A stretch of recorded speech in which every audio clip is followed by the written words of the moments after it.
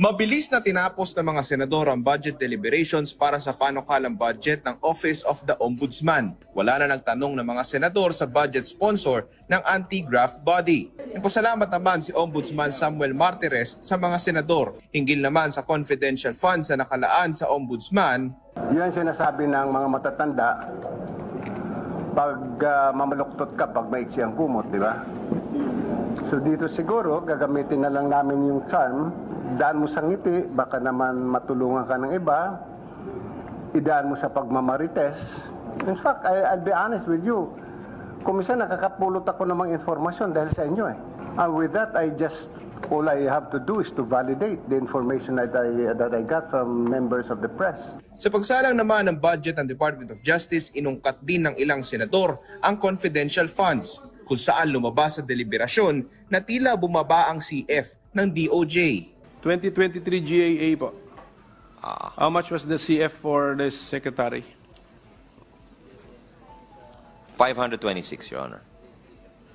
So the GAA of 2023 gave the Justice Secretary the 500 million in confidential funds, and then let's compare it to the committee report for next year, 168 million. Yes, Your Honor. Okay, so nakita natin yung big drop po, pagbaba. Okay, so we have established that, bumaba. Napagdiskitahan din ng mga senador ang issue sa Pogo sa bansa, tulad ng mga natuklasang Pogo hubs kamakailan na gumagawa umano ng mga iligal na gawain.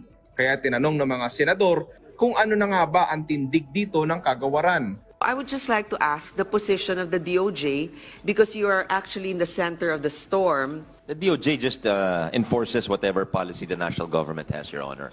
I think it's PAGCOR who sets down the policy as to the legalization of Pogo. So the DOJ has already been raiding, investigating the illegal Pogos, those without licenses. Si Senator Raffy Tulfo nais ding matiyak ang pondo para sa National Bureau of Investigation. I'm also concerned about the rise in financial scammers that take the hard-earned money for people.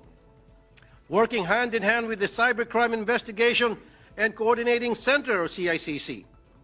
I implore upon the NBI to put stop to these operations. Ilan pa sa nakapilang kagawaran at ahensya na inaasahan tatalakayin din sa plenaryo ng Senado ay ang panukalang budget ng Department of Health, Department of Human Settlements and Urban Development, Commission on Human Rights at marami pang iba. Nanawagan si Senator Bongo na pabilisin ang pag-release ng di pa bayad na health emergency allowance para sa mga healthcare workers. Daniel Manalastas para sa Morning Show ng Bayan, Rise and Shine Pilipinas.